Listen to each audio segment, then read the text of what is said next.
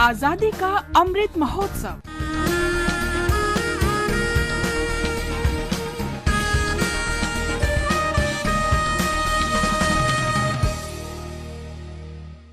आजादी का सफर आकाशवाणी समाचार के साथ एक राष्ट्र का उदय। भारत का गौरवशाली स्वतंत्रता संग्राम आधुनिक विश्व के महानतम संघर्षों में एक है। आकाशवाणी समाचार प्रत्येक दिन आपके लिए इस महान संघर्ष गाथा की एक झलक प्रस्तुत करता है।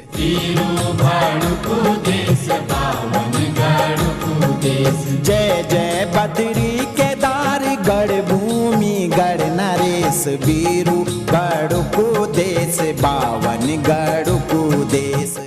आज की कड़ी में हम स्वतंत्रता सेनानी और उत्तर प्रदेश के पूर्व मुख्यमंत्री हेमवती नंदन बहुगुणा को स्मरण कर रहे हैं, जिनका निधन 1989 में 17 मार्च को हुआ था। उन्होंने भारत छोड़ो आंदोलन में सक्रियता से भाग लिया और 1940 के दशक के दौरान ब्रिटिश सरकार ने उन्हें गिरफ्तार कर कारागार में रखा। हेमवती नंदन का जन्म 1921 में पौड़ी गढ़वाल में हुआ था, जो अब उत्तराखंड में है। 1930 के दशक में इलाहाबाद विश्वविद्यालय से कॉलेज शिक्षा के दौरान ही उन्होंने स्वतंत्रता आंदोलन में भाग लेना शुरू कर दिया था। 1942 के भारत छोड़ो आंदोलन के दौरान उन्हें गिरफ्तार कर जेल में डाल दिया गया। 1942 से 1946 तक उन्हें कारागार में रखा गया। देश की आजादी के बाद उन्होंने इलाहाबाद में श्रम संगठनों के साथ काम किया और भारतीय राष्ट्रीय श्रमिक संघ कांग्रेस के सदस्य बनाए गए।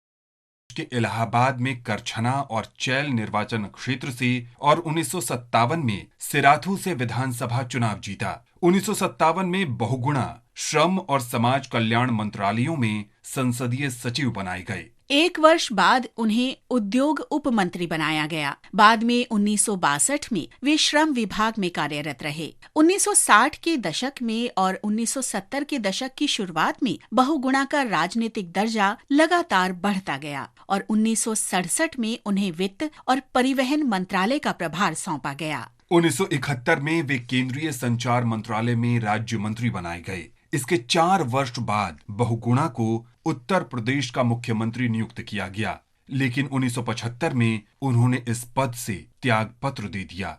1977 में हेमवती नंदन बहुगुणा ने जगजीवन राम और नंदिनी सत्यपथी के साथ मिलकर एक नया संगठन बनाया, कांग्रेस फॉर डेमोक्रेसी। बाद में जनता दल गठबंधन में इसका विलय कर दिया गया और बहुगुणा कैबिनेट मंत्री बनाए गए। 1987 में अपनी मृत्यु तक बहुगुणा जनहित के कार्यों के लिए समर्पित रहे। इस महान राजनेता को हमारा नमन।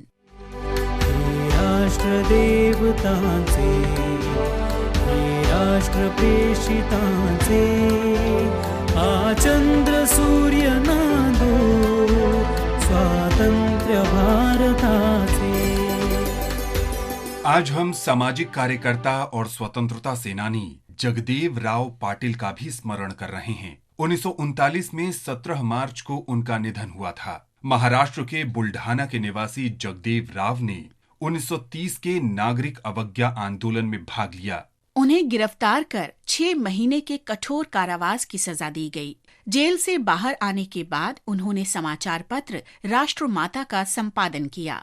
उन्हें मलकापुर तालुका कांग्रेस का अध्यक्ष चुना गया और वे स्वतंत्रता आंदोलन के लिए काम करते रहे। माना जाता है कि 17 मार्च 1939 को रहस्यमय परिस्थितियों में एक पुलिस एजेंट द्वारा उनकी हत्या कर दी गई। इस महान विभूति को हमारा नमन।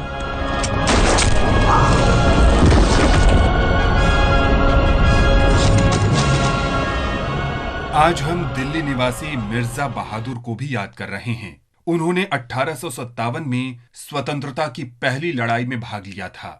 उन्होंने बड़ी बहादुरी से दिल्ली में ब्रिटिश सेना को आगे बढ़ने से रोका, लेकिन दिल्ली पर फिर कब्जा करने के बाद ब्रिटिश सैनिकों ने उन्हें गिरफ्तार कर लिया।